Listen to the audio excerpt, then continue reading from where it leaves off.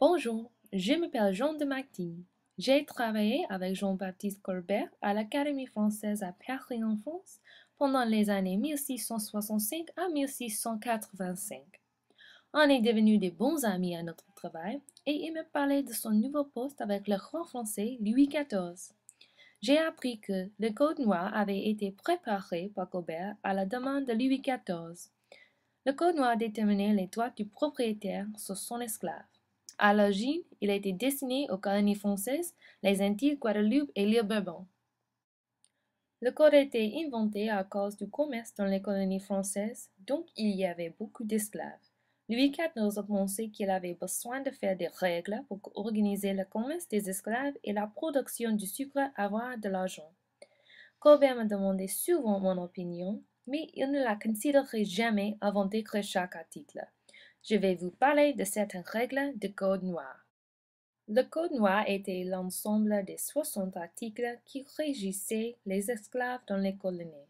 Par exemple, dans l'article 2, le Code explique que les esclaves doivent avoir un baptême catholique, romain ou apostolique. Les esclaves devaient avoir le baptême 8 jours après leur arrivée.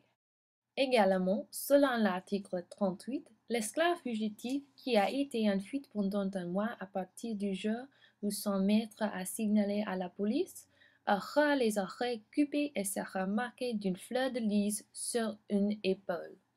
Cet article me semblait très grossier. J'ai demandé à Jean-Baptiste de changer la punition, mais il m'a dit que ce n'était possible.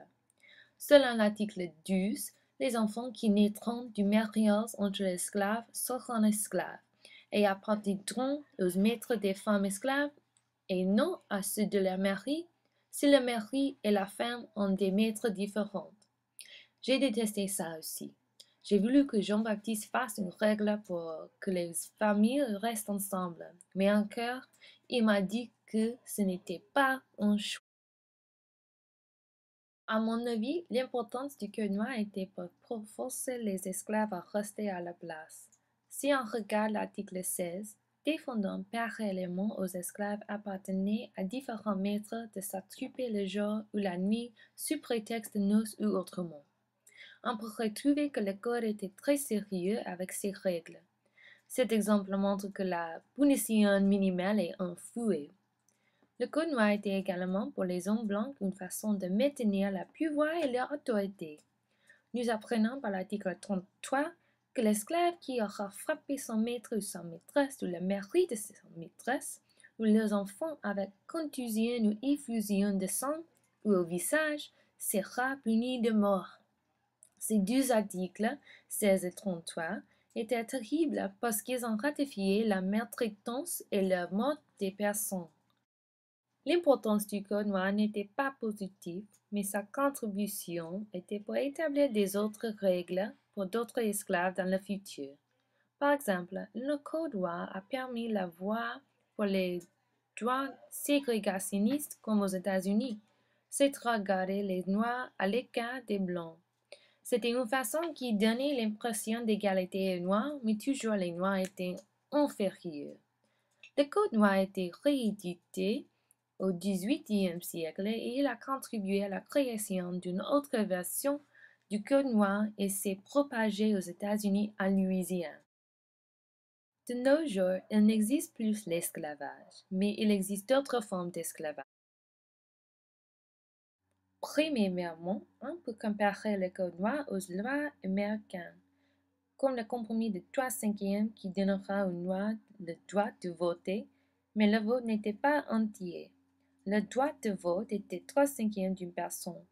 Tout comme le Code noir, cette loi a donné l'impression d'égalité et de liberté, mais en réalité, pour les Noirs, pour ces deux aspects tragiques de l'histoire, les Noirs n'avaient pas de liberté ou d'égalité.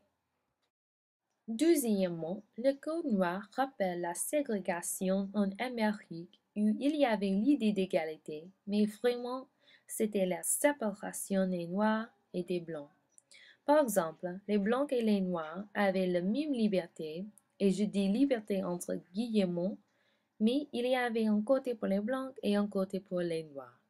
Par exemple, les Noirs pouvaient boire de la fontaine à eau, seulement réservée aux personnes de couleur. Si quelqu'un noir buvait de la fontaine des Blancs, il était appréhendé. Il y avait des panneaux pour les toilettes noires et les toilettes blanches. Quand les noirs prenaient l'autobus, ils avaient besoin de s'asseoir derrière et les blancs devant. La ségrégation était seulement une image d'égalité, mais l'égalité n'existe pas. À mon avis, c'était un autre exemple de comment les blancs ont essayé de forcer les noirs à rester à la place et à garder le pouvoir.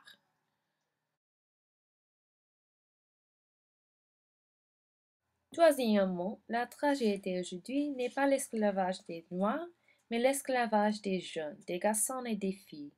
Le trafic sexuel humain est un grand problème dans le monde entier. Les gens, les esclaves, sont trompés par une personne ordinaire et soudainement la vie est finie.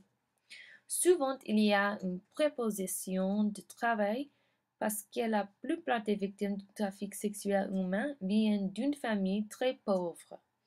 Fréquemment, la famille n'a pas l'opportunité de travailler. Comme le Code noir, le trafic du sexe réduit les gens de tous leurs droits humains. Quand j'ai lu le Code noir, j'étais rempli de tristesse. Mon avis n'était pas important pour Jean-Baptiste Colbert. À cette époque-là, tout le monde était trop plongé dans l'esclavage et le commerce, et l'argent était plus important que mes opinions des droits humains. Mon esprit est toujours ouvert, mais les tragédies existent toujours. On a besoin d'apprendre de notre faute collective et faire des améliorations. La couleur de peau n'est pas importante.